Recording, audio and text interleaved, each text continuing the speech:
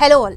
ఈ మధ్య కాలంలో ఉమెన్ ఫేస్ చేస్తున్న సమస్యలు చాలా ఉన్నాయి, స్పెషల్లీ గైనిక్ ఇష్యూస్. ఎందుకంటే స్ట్రెస్ ఎక్కువగా ఉంటుంది, స్లీప్ తక్కువగా ఉంటుంది, పీసీఓడి, పీసీఓఎస్ ఇలా రకరకాల ఇష్యూస్తో ఇబ్బంది పడుతున్నారు. అండ్ ఫర్టిలిటీ సమస్యలతో కూడా చాలామంది కపుల్ ఇబ్బంది పడుతున్నారు. సో వీటన్నిటికీ సొల్యూషన్స్ తెలుసుకుందాం. మనతో పాటు ఉన్నారు గైనకాలజిస్ట్ డాక్టర్ స్రవంతి గారు. గైనకాలజిస్ట్ మాత్రమే కాదు, మిసెస్ గ్లోబల్ ఇండియా 2025 మనతో పాటు ఉన్నారు. మాట్లాడదాం. Hello doctor, welcome to our studio. Hi. Hello. ఈ మధ్యకాలంలో మనం ఎక్కువగా ఫేస్ చేస్తున్న సమస్యల్లో మెయిన్ గర్ల్స్ నుంచి కొంచెం ఏజ్డ్ వాళ్ళ వరకు ఇరెగ్యులర్ పీరియడ్స్. అసలు ఇది రావడానికి మెయిన్ రీజన్ ఏంటి? అసలు ఇప్పుడు ఇరెగ్యులర్ పీరియడ్స్ అనే వర్డ్ లేటెస్ట్గా వినపడుతుంది అంట నేనైతే.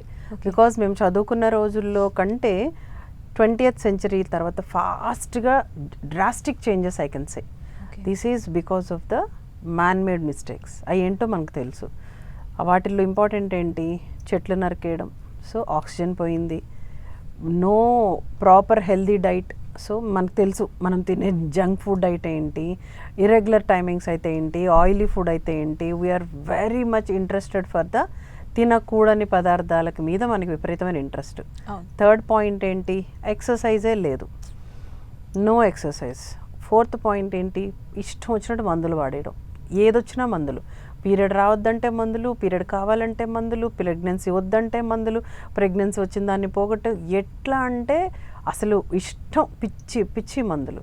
సో వీటన్నిటి వల్ల ఏమవుతుంది అంటే మొత్తం బాడీ అంతా కూడా పాడైపోవడం స్టార్ట్ అయిపోయింది.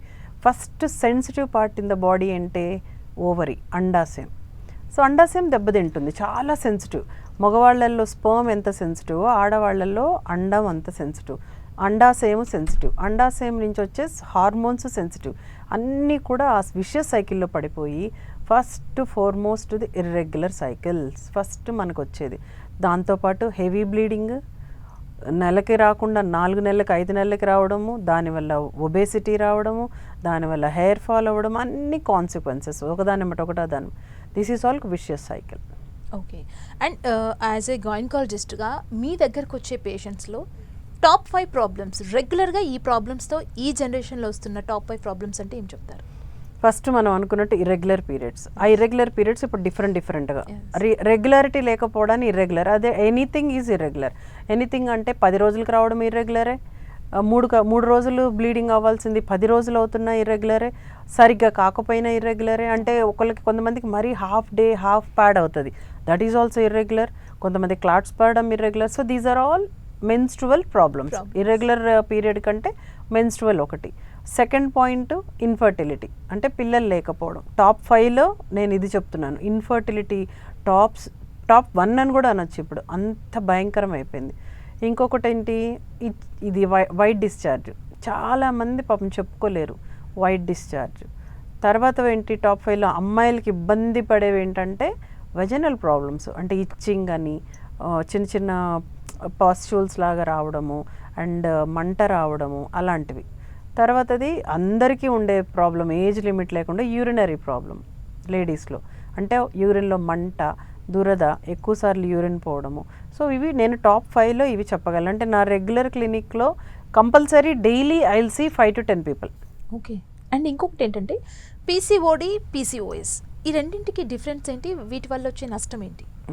PCOD, PCOS are the same variants. Syndrome అంటే ఏంటంటే అదర్ పార్ట్స్ ఆఫ్ ద బాడీని కూడా ఇన్వాల్వ్ చేస్తే దాన్ని సిండ్రోమ్ అంటాం. ఓన్లీ అండాశయం మీదే మాత్రమే ఉంటే దాన్ని డిసీజ్ అంటాం.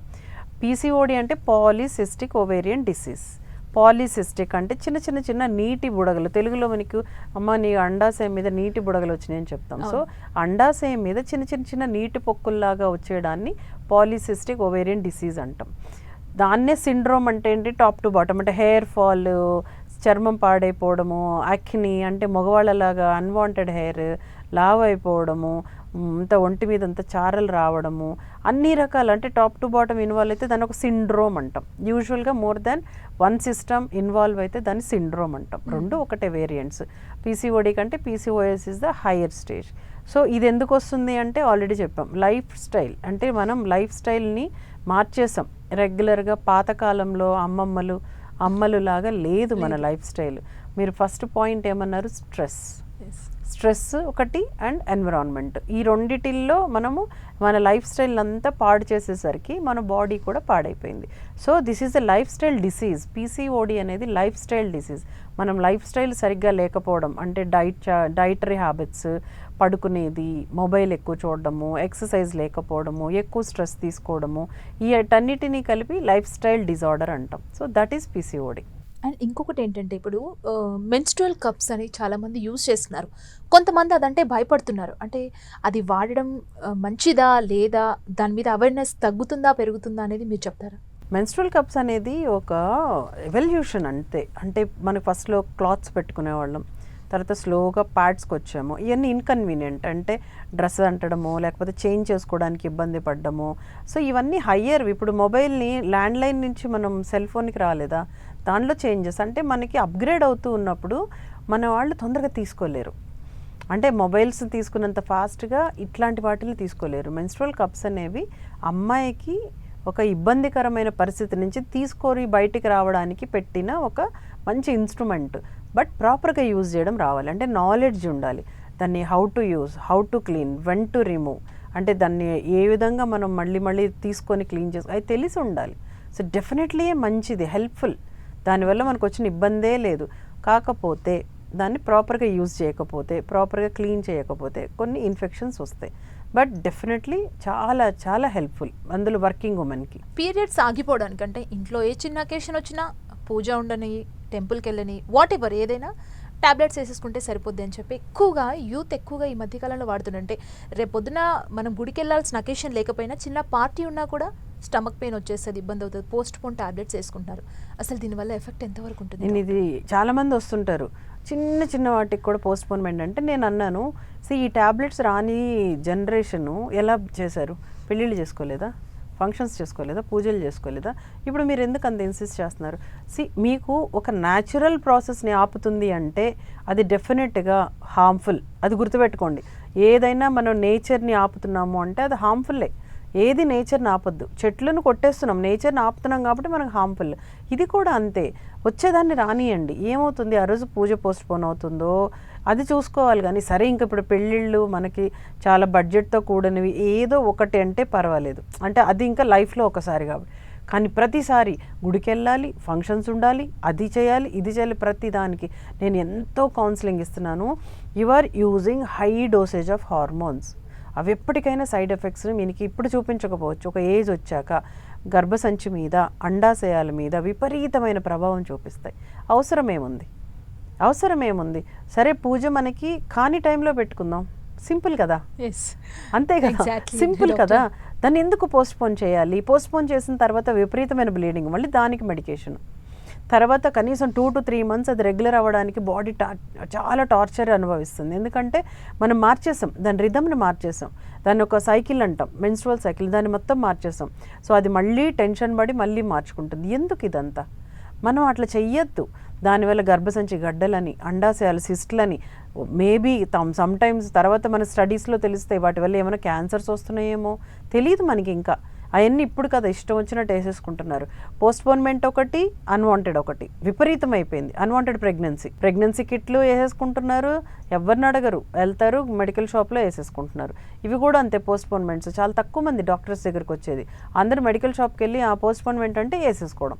ఎన్ని రోజులు తెలీదు, ఎంత డోసేజో తెలీదు, ఎప్పుడు వేసుకోవాలో తెలీదు, వాటి విత్డ్రావల్ అంటే ఆపేశాక వచ్చే ప్రభావాలు తెలియదు, ఏమీ లేవు, డాక్టరే అవసరం లేదు.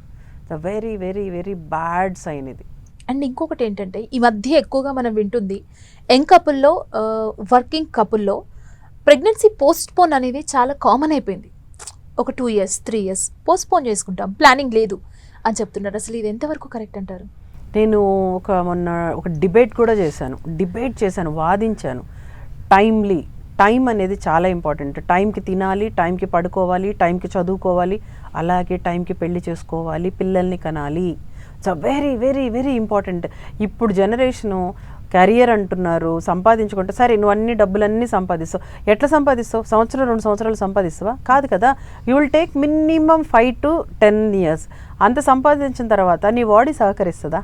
నీ బాడీ సహకరించదు. నీ ఎగ్స్ ఉంటాయా? ఉండవు. 30+ అనేది ఇప్పుడు వెరీ కామన్. పెళ్ళిళ్ళే 30+ తర్వాత.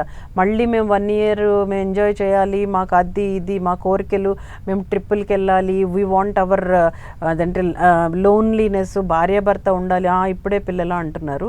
సరే నువ్వు 30కి పెళ్లి చేసుకొని 30 to 34 తర్వాత ఎంజాయ్ చేసుకొని అప్పుడు చేస్తే నీ ఎగ్స్ ఎక్కడున్నాయి, నీ అండాశయాలు పనిచేస్తాయా లేవా, నీ హార్మోన్స్ పనిచేస్తాయా లేవా, నీ బాడీ సహకరిస్తుందా లేదా? It's a very wrong concept. ఇది జీవన శైలి అంటే లైఫ్ స్టైల్, అది వెళ్తూ ఉండాలి. ఇవన్నీ సైమిల్టేనియస్గా వెళ్ళేవి.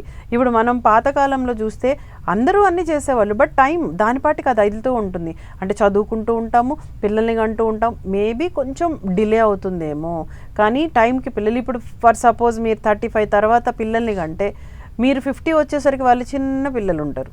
అంటే మీ ఏజ్ అయిపోతుంది, వాళ్ళ సెటిల్మెంట్స్ ఎట్లా, వాళ్ళ పెళ్ళిళ్ళు ఎట్లా, మీకేమో బాడీ సహకరించదు, పుట్టడమే అతి కష్టం మీద పుడుతున్నారు, మందులు వేసుకొని IVFలు చేసుకొని. ఎందుకంటే ఒక ఏజ్ తర్వాత న్యాచురల్ ప్రెగ్నెన్సీస్ రావట్లేదు. సో మీరు ఇదంతా కష్టపడి ఇదంతా చేసి అప్పుడు పెళ్ళికి కూర్చొని అప్పుడు పిల్లల్ని కానీ అప్పుడు ఆ పిల్లలు సరిగ్గా పుడుతున్నారో లేదో తెలీదు, రకరకాల వ్యాధులతో పుడుతున్నారు. 30+ అనగానే మనకి రకరకాల జెనెటికల్ ప్రాబ్లమ్స్. ఎందుకంటే అండము ఏజ్ మనం పుట్టంగానే, ఇప్పుడు ఆడపిల్ల నేను పుట్టినప్పుడు నాతో పాటు ఎగ్ ఏజ్ కూడా పెరిగిపోతూ ఉంటుంది, కొత్తగా ఎగ్స్ రావు. అంటే నా ఏజ్ 30 అనుకోండి, నా అండం ఏజ్ 30 years, అంటే ఓల్డ్ ఎగ్. నాది ఓల్డ్ ఎగ్ క్వాలిటీ ఏం బాగుంటుంది, క్వాంటిటీ ఎలాగో తగ్గిపోయింది, అవన్నీ ఫిక్స్డ్ ఉంటాయి, 200 ఎగ్లే మంచివి ఉంటాయి, క్వాంటిటీ నెల నెల తగ్గిపోతూ ఉంది, క్వాలిటీ కూడా పోయింది. క్వాలిటీ పోయిన ఎగ్స్ మంచి పిల్లలు ఎక్కడ పుడతారు, చిన్న చిన్న ఇప్పుడు ఆటిజం అని, డౌన్ సిండ్రోమ్ అని ఇలాంటి వాటితో పుడతారు. పుట్టడమే కష్టము, పుట్టిన వాళ్ళకి రకరకాల ప్రాబ్లమ్స్, అంటే తల్లికి కడుపులోనే బీపీలు, షుగర్లు, ఎందుకంటే తన ఏజ్ కదా. 30+ మదర్ ఈజ్ ఎల్డర్లీ మదర్. మా సైడ్ నుంచి మేము చదువుకునేది అట్లా. ఆ ఎల్డర్లీ మదర్కి రకరకాల ప్రాబ్లమ్స్, అంటే థైరాయిడ్ ఉంటుంది, కొన్ని షుగర్స్ ఉంటుంది, అది మళ్ళీ బేబీని ఎఫెక్ట్ చేయడం, ఆ బేబీ మళ్ళీ సఫర్ అవ్వడం. So this is not correct. చదువుకోండి, కెరియర్ ఈజ్ ఇంపార్టెంట్, బట్ కొంచెం ముందు వెనక చేసి టైంకి పెళ్లి చేసుకొని టైంకి ఒకరిని కానివ్వండి ఫస్ట్, తర్వాత ఇంకొక 2 ఏళ్ళు గ్యాప్ తీసుకుంటారు, మళ్ళీ ఇంకోళ్ళు ప్లాన్ చేసుకోండి. So planning is very important. Planning కోసము ఫ్యామిలీ లైఫ్ని డిస్టర్బ్ చేయొద్దు. ఓకే. అండ్ మీరు ఇందాక చెప్పారు ఎగ్ క్వాలిటీ అండ్ క్వాంటిటీ గురించి కూడా చెప్పారు. అండ్ ఎక్కువగా వింటున్న కాన్సెప్ట్ వచ్చేసి ఎగ్స్ని ఫ్రీజ్ చేసుకుంటున్నారు. అంటే మనం సినిమా హీరోయిన్స్ని చూస్తున్నాం, సినిమా హీరోయిన్స్ అనే కాదు, చాలామంది కెరియర్ కావాలనుకునే వాళ్ళు ఎగ్స్ని ఫ్రీజ్ చేస్తున్నారు. అసలు ఈ ఫ్రీజింగ్ ప్రాసెస్ ఎలా ఉంటుంది, గుడ్డా బ్యాడా ఎగ్ ఫ్రీజింగ్? ఎగ్ ఫ్రీజింగ్ అనేది ఇప్పుడు నా కెరియర్ నాకుంది, నేను వెళ్ళాలి, నేను ఆస్ట్రేలియాలో కొన్ని సంవత్సరాలు చేసుకోవాలి, సో నా ఎగ్స్ అన్నీ అయిపోతున్నాయి, సో నేను ఫ్రీజ్ చేస్తాను. ఫ్రీజింగ్ అంటే ఏంటి, ఆ ఎగ్ని తీసుకెళ్ళి ఒక టెంపరేచర్లో పెట్టి దాన్ని అక్కడ దాని ఏజ్ని పెరగకుండా ఆపేయడాన్ని ఎగ్ ఫ్రీజింగ్ అంటాం. ఓకే, ఎగ్ ఫ్రీజ్ చెయ్యి. ఫ్రీజ్ చేసిన తర్వాత మళ్ళీ ఆ ఎగ్ IVFకే కదా, అది న్యాచురల్గా కాదు. ఆ ఎగ్ ఫ్రీజ్ చేసింది IVF అంటే ఆర్టిఫిషియల్ రిప్రొడక్టివ్ టెక్నిక్స్ తోటి చేస్తావు. ఎన్ని సక్సెస్ అవుతాయి, 0.1 ఎన్ని సక్సెస్ అవుతాయో తెలియదు. తర్వాత దాన్ని తీసుకెళ్ళి నీ కడుపులోనే వేయాలి, అంటే నీ యూట్రస్లోనే వేయాలి. బట్ నువ్వు ఏజ్డ్, నీ ఎగ్ ఏజ్ నువ్వు తగ్గించగలిగావు, కానీ నీ ఏజ్ని తగ్గించలేవు కదా. సో నీ ఏజ్ని ఎలా తగ్గిస్తావు, నువ్వు 35 40 మదర్ అయిపోతే నీకు రకరకాల ప్రాబ్లమ్స్, నీ ఎగ్ దానిలో పెరగడానికి, అంటే నీ బేబీని పెంచే సామర్థ్యం నీకు ఉందో లేదు. బట్ తప్పట్లేదు, ఇప్పుడు కొంతమందికి కొన్ని క్రూషియల్, అంటే ఫ్యామిలీని నిలపాలి, అలాంటి వాళ్ళకి మంచిదే. These are all good for some people, category wise. అంతేగాని ఇప్పుడు ఏంటంటే అందరూ ఆల్మోస్ట్ సరే ఉంది కదా, కానీ డబ్బులు ఉన్నాయి కదా మనం అది చేసుకుంటున్నాం, దాన్ని మనం కరెక్ట్ అని అనకూడదు. ఓకే, న్యాచురల్గా నీకు మంచిగా నువ్వు ఏజ్లో 24 years 26 years you are the best body నీది. మదర్గా నువ్వు చెక్కమని ప్రెగ్నెన్సీ వస్తుంది, స్మూత్గా వెళ్ళిపోతుంది, నార్మల్ డెలివరీ అయిపోతుంది. సో ఈ వీటిల్లో నీకు ఎటువంటి ప్రాబ్లమ్స్ ఉండవు 99% వాళ్ళకి. ఇంకా 1% వాళ్ళకి చెప్పలేము, కానీ మిగతా 99. మరి teenage pregnancies are not correct. Okay, teenage pregnancies are very dangerous. వాళ్ళు అసలు రెడీగా ఉండరు, వాళ్ళ యూట్రస్ రెడీగా ఉండదు, వాళ్ళకి ఎన్ని రకాల ప్రాబ్లమ్స్ వస్తాయో, అనీమియా అని, బీపీలని. సో నో టీనేజ్ ప్రెగ్నెన్సీస్, అలా అని no elderly. Timely marriage, timely pregnancy. Egg freeze చేయండి.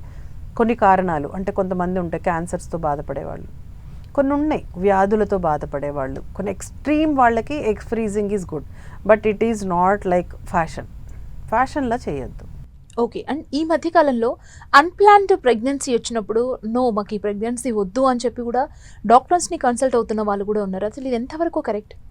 అసలు ప్లాన్డ్ ప్రెగ్నెన్సీస్ మనం చేయాల్సింది ఏంటి, ప్రెగ్నెన్సీ షుడ్ బి ప్లాన్డ్ అంటే ఏంటి, కపుల్ ఆర్ రెడీ అంటే నేను నా హస్బెండ్ పిల్లల్ని కనడానికి మేము మానసికంగా శారీరకంగా రెడీగా ఉన్నాము. అలాంటప్పుడు ఏమవుతుంది, హెల్తీ పిల్లలు వస్తారు. అంటే మనకు కావాల్సిన టైంలో ఎప్పుడు కలవాలి, డాక్టర్స్ చెప్తారు ఫోలిక్ యాసిడ్ అని ముందుగానే కొన్ని మంచి మందులు ఒకటి పెడతారు, అంటే బేబీకి అవసరమైన మందులు పెడతాము. సో వాటిని టైంకి వేసుకుంటాము. టైంకి అంటే ఎగ్ పీరియడ్లో కలవడం అంటాం, అంటే ఇంటర్ కోర్స్ ఏ టైంలో ఉండాలి అది అన్నీ చెప్తాము. దానివల్ల మంచిగా ఫామ్ అవుతుంది పిండం, అంటే గర్భసంచిలోనే ఫామ్ అవుతుంది. అన్ప్లాన్డ్ ప్రెగ్నెన్సీస్ అంటే ఏంటి, ఇప్పుడు నాకు వద్దు అయినా కూడా మేము అన్సేఫ్ సెక్స్ చేస్తున్నాం, దట్ ఈస్ రాంగ్. అంటే నువ్వు సేఫ్ అంటే ఏంటి, కొన్ని కాంట్రసెప్షన్స్, కాండోమ్స్ ఉన్నాయి, కొన్ని పిల్స్ ఉన్నాయి, కొన్ని ఇంజెక్షన్స్ ఉన్నాయి. లేదు ఫస్ట్ బేబీ తర్వాత గ్యాప్ తీసుకుందామంటే లూప్ అని ఉంది, కాపర్టీ అంటాం దాన్ని, చిన్న ఒక ఇన్స్ట్రుమెంట్. సో ఇన్ని ఉన్నప్పుడు ఇవన్నీ మానేసేసి ప్రెగ్నెన్సీ వచ్చిందని పోగొట్టుకోవడానికి వస్తారు. అది కరెక్టా, ఎంతవరకు కరెక్ట్ అని ఆలోచించుకోమంటున్నాను. ఎవరైతే ఇట్లా అన్ప్లాన్డ్ ప్రెగ్నెన్సీస్ అయిపోయింగానే మాకు అనుకోకుండా వచ్చేసింది, మాకు ఇప్పుడు ఇంట్రెస్ట్ లేదు, ఏంటది అనుకోకుండా రావడం, ప్రాణం, అది ప్రాణం. ఒక ప్రాణాన్ని తీస్తున్నావంటే నువ్వు చంపేస్తున్నావు, మర్డర్ కిందే లెక్క అది. బయట అయితే ఏంటి, లోపలైతే ఏంటి, ఎందుకు ఆ పని చేయాలి, మంచిగా ప్లాన్ చేసుకో. సో మన ఇద్దరికి ఇప్పుడు పిల్లలు వద్దనుకుంటున్నాము, హస్బెండ్ అండ్ వైఫ్ కూర్చోండి, డాక్టర్ దగ్గరికి వెళ్ళండి, doctor we don't want to conceive, ఇప్పుడే కన్సీవ్ అనుకోవట్లేదు, so we are not ready, mentally ready లేదు, మాకు ఫైనాన్షియల్గా రెడీ కాదు, ఇట్స్ ఫైన్, ఓకే. సో నేను కూర్చోబెట్టి చెప్తాను, these are all the options. ఒక ఇంజెక్షన్ వేసుకో, లేదు ఒక పిల్స్ తీసుకో, లేదు అంటే ఇట్లా కొన్ని కాండోమ్స్ తోటి మళ్ళీ ఫెయిల్యూర్ రేట్స్ అని ఉంటాయి, అంటే కాండోమ్స్ వాడినా ప్రెగ్నెన్సీస్ వస్తాయి, అవన్నీ మేము ఎక్స్ప్లెయిన్ చేస్తాం. ఎగ్ రిలీజింగ్ పీరియడ్లో కలవద్దు, ఇలాంటివి మాతో మాట్లాడండి, అప్పుడు మీకు అన్ప్లాన్డ్ అనే రాదు కదా. అండ్ ఎంటీపీ యాక్ట్ అని ఒకటి ఉంది మనకి, మెడికల్ టర్మినేషన్ ఆఫ్ ప్రెగ్నెన్సీ, కొన్నిట్లకే చేయాలి. నీ నెగ్లిజెన్స్ వల్ల ప్రెగ్నెన్సీ వస్తే అది తీయడం కుదరదు. ఇప్పుడు అన్ని unethical and legally not correct. కొన్ని యాక్ట్లో పెట్టారు, ఎట్లాగా మెంటల్లీ రిటార్డెడ్ పిల్లలకు సడన్గా ప్రెగ్నెన్సీ వచ్చిన, రేప్ ద్వారా ప్రెగ్నెన్సీ వచ్చిన, కొన్ని అనుకోని మందులు వాడుతూ, అంటే టీబీ వాడుతూ ఉంటారు కొంతమంది, అప్పుడు ప్రెగ్నెన్సీస్ వచ్చిన, అలాగా క్యాన్సర్ మందులు, అలాంటివి కొన్ని క్లాజ్ ఉన్నాయి. వాటికి వస్తే ప్రెగ్నెన్సీ తీయచ్చు. యాజ్ ఎ గవర్నమెంట్ మేము కూడా అవును వీళ్ళది అని మేము తీసుకొని తల్లిదండ్రుల అంటే సిగ్నేచర్స్, హస్బెండ్ సిగ్నేచర్స్ తీసుకొని తీస్తాం. అవస్తే కానీ మేము అనుకోకుండా కలిసాము, ప్రెగ్నెన్సీ వచ్చింది, అది మాట్లాడుతుంటేనే మాకు భలే కోపం వస్తుంది నాకైతే. ఏంటంటే మీరు ఎందుకు ప్లాన్ చేసుకోరు, you can plan it, no. ఇప్పుడు తీసుకొచ్చి మెడిసిన్ రాసేయమంటే నాట్ కరెక్ట్, అట్లా రాయడానికే లేదు మాకు. Go to the government hospital, మేము రాయం. ప్రైవేట్లో అయితే రాయకూడదు, మేము గవర్నమెంట్ హాస్పిటల్కి రమ్మని అడుగుతాము. గవర్నమెంట్లో మాకు వాటికి కొన్ని ఉంటాయి, ఆ క్లాజెస్ అన్నీ అయితేనే ఇస్తాయి. అందుకని ఏం చేస్తున్నారు ఇప్పుడు వీళ్ళు, ఓవర్ ద కౌంటర్ తీసుకోవడం స్టార్ట్ చేశారు. ఓవర్ ద కౌంటర్ అంటే ఏంటి, మెడికల్ షాప్ వాడికి వెళ్ళి ప్రిస్క్రిప్షన్ ఉండదు, వాడికి ఏముంది మెడిసిన్ సెల్ అవ్వాలి, వాడిచ్చేస్తున్నాడు. దానివల్ల రకరకాల ప్రాబ్లమ్స్, ఎందుకంటే వాడికి ఎంత డోస్ ఇవ్వాలో తెలీదు, ఆ ప్రెగ్నెన్సీ పోతుందో లేదో తెలీదు, హాఫే పోతే ఇన్కంప్లీట్ అబార్షన్ అంటారు, దానివల్ల బ్లీడింగ్ అవుతుంది. ఇవన్నీ మెడికల్ షాప్ అతనికి తెలీదు, because he is not a qualified doctor కదా. సో దానివల్ల ఏమవుతుంది, కొంతమందికి అర్ధాంతరంగా చిన్న చిన్న ముక్కలు పడి మిగతాదంతా బ్లీడ్ అయ్యి అసలు బెడ్ అంతా బ్లడ్ తోటే వస్తారు. కొంతమంది హిమోగ్లోబిన్ 2 తోటి 3 తోటి వస్తారు, చనిపోయే స్టేజ్లో వస్తారు. తర్వాత సెప్టిక్ అబార్షన్స్ అంటారు, అంటే క్వాక్స్ అంటారు, అంటే క్వాలిఫై కానీ వాళ్ళు ప్రాక్టీస్ చేస్తుంటారు కదా, వాళ్ళు ఏంటి పాతకాలంలో చెట్ల బెరుడులు అవి తీసుకొచ్చి గర్భసంచిలో పెట్టేవాళ్ళు, అంటే అది ఓపెన్ అయిపోయి పెడిపోవడానికి. అలాంటి పిచ్చి అన్నీ ఇప్పుడు పాతకాలంలో అంటే వాటిలో కూడా సైంటిఫిక్గా చేసేవాళ్ళేమో, ఇప్పుడు అలా లేవు పరిస్థితులు. దానివల్ల ఏంటంటే సెప్టిక్ అబార్షన్స్, అంటే మొత్తం బాడీ అంతా కూడా ఇన్ఫెక్ట్ అయిపోయి కిడ్నీ షట్ డౌన్ అయిపోయి తర్వాత విపరీతమైన బ్లడ్ అంతా సెప్టిసీమియా వచ్చేసేసి చనిపోతున్నారు. సో అలాంటి ప్రాక్టీసెస్ వద్దు మనకి. ప్లాన్డ్ ప్రెగ్నెన్సీ దాన్ని కంపల్సరీగా పాటించండి, డాక్టర్ సలహా తీసుకోండి. నెక్స్ట్ మళ్ళీ ఎప్పుడు ప్లాన్ చేసుకోవాలో చెప్పినప్పుడు డాక్టర్ చెప్తారు, so stop using all these things, ఇలా ప్లాన్ చేసుకోండి అని ఇస్తాము. ప్లాన్ చేసుకోండి హ్యాపీగా. మీ హెల్త్ని ఎందుకు అనవసరంగా పాడు చేస్తున్నారు? ఒకటి మానసికంగా మనకి ఎవరినో చంపేసామన్న ఒక ఫీలింగ్, ఒకటి మెంటల్గా కూడా మనం డిస్టర్బ్ అవుతాం, ఫిజికల్గా బాడీ డిస్టర్బ్ అవుతుంది, లీగల్గా అనవసరంగా ఇరుక్కుంటాము. ఈమెకి ఏమన్నా ప్రాబ్లం అయితే హస్బెండ్ని తీసుకెళ్ళి ముందే వేసేస్తారు జైల్లో, ఎందుకంటే హస్బెండ్ ఈజ్ ద కల్ప్రెట్ ఇక్కడ, నువ్వు ఇప్పించావు కదా అని. అండ్ ఇంకొకటి ఈ మన కాన్వర్జేషన్లో మాట్లాడుకోవాల్సింది అన్మ్యారీడ్ ప్రెగ్నెన్సీస్ ఇప్పుడు ఎక్కువైపోయినాయి. అవి అసలు పెళ్లి కాని పిల్లలు అసలు ప్రెగ్నెంట్ అనుకుని వచ్చేస్తున్నారు. ఇంకా వాళ్ళనైతే అసలు ఎక్కడ చట్టం అసలు ఒప్పుకోదు. దానికి అదే తీస్తారు అన్మ్యారీడ్స్కి, కానీ గవర్నమెంట్లో ఒక ఎమ్మెల్సీ అని మెడికో లీగల్ కేసు ఒకటి బుక్ చేయాలి. ఎవడు దీనికి కారణం, అదొక పెద్ద ప్రాసెస్. మళ్ళీ ఈఎంఐ కెరియర్ పాడైపోతుంది, ఈఎంఐ హెల్త్ పాడైపోతుంది. తర్వాత తెలియకుండా తల్లిదండ్రులకు తెలియకుండా చేయడం వల్ల అది రికగ్నైజ్డ్ హాస్పిటల్స్లో చెయ్యరు, ఏదో చిన్న చిన్న హాస్పిటల్స్లో చేస్తారు, అక్కడ చనిపోవడాలు మనం ఎన్నో చూస్తుంటాం. అలాగే అన్మ్యారీడ్ చనిపోవడం. సో ఇవన్నీ అవసరం లేదు మనకి. Don't do such type of unwanted illegal things చెయ్యొద్దు. అండ్ ప్రెగ్నెన్సీ ప్లాన్ చేసుకోవాలి అనుకునే కపుల్కి ఎలాంటి హెల్దీ టిప్స్ ఇస్తారు మీరు? అంటే వాళ్ళ లైఫ్ స్టైల్ చేంజెస్, అంటే ఇప్పుడున్న సిచ్యువేషన్లో స్లీప్ తక్కువగా ఉండడం అండ్ స్ట్రెస్ ఉండడం, రకరకాల ఇష్యూస్ ఉన్నాయి. సో మీరు ఇచ్చే సజెషన్స్ ఏంటి? ఒకటి మీకు ఇంపార్టెంట్ ఏంటంటే, when you want to plan pregnancy, first ఒక కౌన్సిలర్ అంటే డాక్టర్ దగ్గరికి వెళ్ళండి. ఫస్ట్ మీకు ఒకవేళ తెలిస్తే పర్వాలేదు, ఒక విజిట్ డాక్టర్ని కలిసిన దానివల్ల మీకు వచ్చే నష్టం అయితే ఏం లేదు. మేబీ ఒక 300, 400, 500, కానీ దానివల్ల మీకు మంచి నాలెడ్జ్ వస్తుంది. డాక్టర్ ఏం చెప్తారు అంటే, మీకు ఫస్ట్ ఏ టైంలో కలవాలి, అంటే మీ పీరియడ్ కరెక్ట్గా ఉందా లేదా, ఈ పీరియడ్ కరెక్ట్గా ఉంటే ఎగ్ రిలీజింగ్ టైం ఏంటి చెప్తారు, ఎక్స్ప్లెయిన్ చేస్తారు. సో భార్యాభర్త ఏ టైంలో కలవాలి, డేలో ఎట్లుండాలి, ఎన్నిసార్లు ఉండాలి, అవన్నీ ఎక్స్ప్లెయిన్ చేస్తాను. తర్వాత మెడిసిన్, ఫోలిక్ యాసిడ్ అని ఒకటి ఉంటుంది, విటమిన్. అదేం చేస్తుంది అంటే పుట్టబోయే బిడ్డకి న్యూరలాజికల్ అంటే బ్రెయిన్, స్పైనల్ కార్డుకు సంబంధించిన వ్యాధుల్ని ముందు నుంచి అరికడుతుంది, దాంట్లో ఉండే ఒక మాలిక్యూల్. సో దాన్ని ఇవ్వడం స్టార్ట్ చేస్తాం. ప్రీ కన్సెప్షనల్ మెడికేషన్ అంటాం. అంటే కన్సెప్షన్ అంటే పిండం ఫామ్ అవ్వక ముందే మనం మెడిసిన్ బాడీలో స్టోర్ చేస్తున్నాం, తల్లి బాడీలో. దానివల్ల అవన్నీ తగ్గుతాయి. న్యూరల్ ట్యూబ్ డిఫెక్ట్స్ అంటాం వాటిని, అవన్నీ తగ్గుతాయి. తర్వాత మంచిగా వ్యాయామం. ఒకవేళ ఒబేసిటీ ఉంది ఒక ఆమె, ఫర్ సపోజ్ ఒక 80 kgs ఆమె, నేను ప్రెగ్నెన్సీ ప్లాన్ చేసుకోవచ్చా అంటే నేను ఫస్ట్ నో అంటా. Okay, take some time. First నువ్వు తగ్గు, నువ్వు 3 months తీసుకో, మంచిగా healthy diet, exercise and healthy habits చేసుకొని ఫస్ట్ గెట్ డౌన్. ఇప్పుడు మీరు అంత ఒబేసిటీతో చేస్తే ప్రెగ్నెన్సీ వస్తుందేమో, ఎన్ని కాంప్లికేషన్స్ వస్తాయి. ఒబేసిటీ రిలేటెడ్ ప్రెగ్నెన్సీ కాంప్లికేషన్స్ వస్తాయి. Thyroid, hyper tension, diabetes main ఇవన్నీ వస్తాయి. సో వద్దు. మంచిగా అంటే మరీ 30+ వాళ్ళకైతే మేము త్వరపడమంటాం. 20sలో ఉన్నారు, 22, 23, మంచిగా ఒక 6 months తీసుకోమ్మా, ఫస్ట్ వెయిట్ తగ్గు. అండ్ హెల్దీ హ్యాబిట్స్ అంటే ఏంటి, ఎప్పుడు ఒకటే డైట్, ఎక్సర్సైజ్, హ్యాబిట్స్, ఈ 3 కరెక్ట్గా ఉంటే లైఫ్ స్టైల్ మోడిఫికేషన్ చేసుకోండి. డైట్లో ఏం చేస్తావు, టైంకి తిను. అంటే ఇష్టం వచ్చినట్టు తింటారు, మెయిన్లీ ఐటీ పీపుల్. పాపం వాళ్ళకి నైట్ డ్యూటీస్ అని ఏవేవో ఉంటాయి, అది కూడా కూర్చొనే ఉండాలి కాబట్టి టైం ఉండదు వెళ్ళి తినడానికి. So proper timing of time, breakfast, lunch, dinner proper టైంలో తినండి. డైట్లో ఏం ఎక్కువ ఉండాలి, ఫైబర్ ఎక్కువ ఉండాలి, పీచు పదార్థాలు ఎక్కువ ఉండాలి.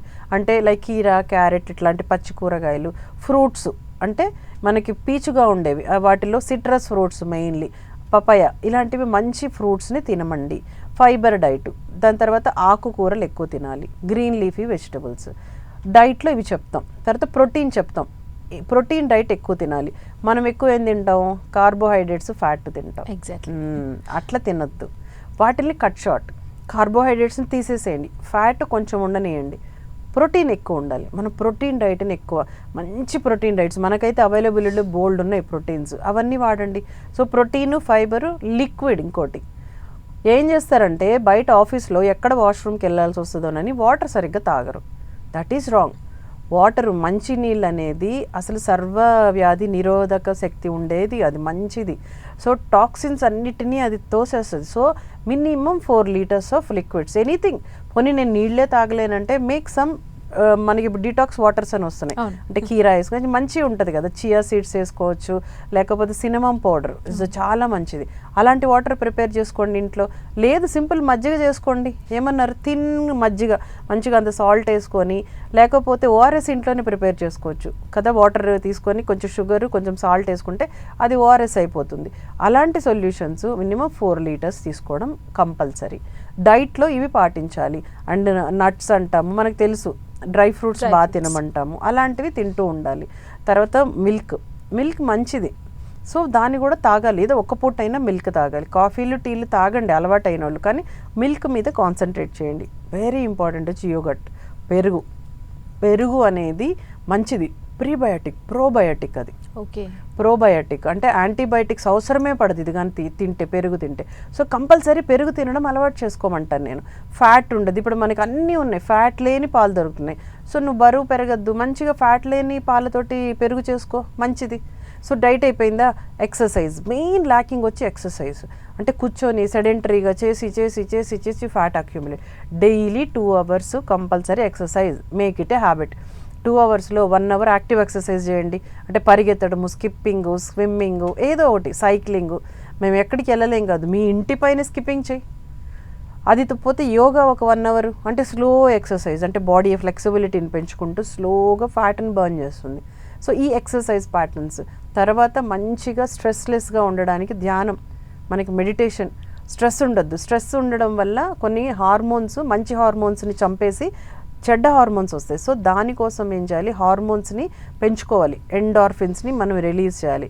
అట్లాంటి దానికోసం మెడిటేషన్, రోజు ఒక 20 minutes calm down, breathing exercise, pranayama చేయండి. So these are all the good habits. ప్రెగ్నెన్సీకి ముందు ఇవన్నీ చెప్తాం. Okay. Diet, exercise, habits. Important వచ్చి టైమ్లీ స్లీప్. మంచిగా 6 గంటలు డీప్ స్లీప్, 6 గంటలు సుఖనిద్ర పోవాల్సిందే. అప్పుడే బాడీలో ఉండే స్ట్రెస్ అంతా పోతుంది. మనం ఏం చేస్తున్నాము, బాడీకి ఎప్పుడు ఏం చేయాలి, మెంటల్గా మంచిగా ఉత్తేజపరుచుకుంటూ ఉండాలి. అంటే చెడ్డ ఆలోచనలు వద్దు, స్ట్రెస్ వద్దు. అంటే దాన్ని మంచి ఆలోచనల వైపు పెట్టాలి. బాడీని ఏం చేయాలి, స్ట్రెస్కి గురి చేయాలి. అంటే ఎక్కువ ఎక్సర్సైజ్ చేయాలి. మనం ఆపోజిట్ చేస్తాం. బాడీని ఏమో కూర్చోబెడుతున్నాము, బ్రెయిన్కి ఏమో బ్యాడ్ సిగ్నల్స్ ఇస్తున్నాం. దానివల్ల ఇప్పుడు రకరకాల రోగాలు వస్తున్నాయి. అందరికీ చూడండి, తొందరగా సూసైడ్ చేసుకుంటున్నారు.